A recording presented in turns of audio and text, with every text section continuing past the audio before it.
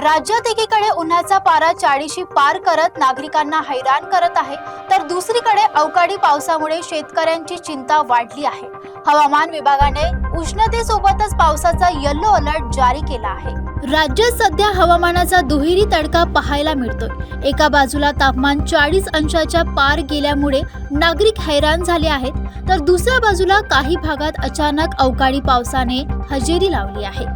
परभणी, वर्धा, अमरावती, अकोला या जिल्ह्यांमध्ये उष्णतेचा तडाखा वाढला असून सोलापूर, वाशिम मध्येही तापमान 39 अंशाच्या पार गेलेले आहे.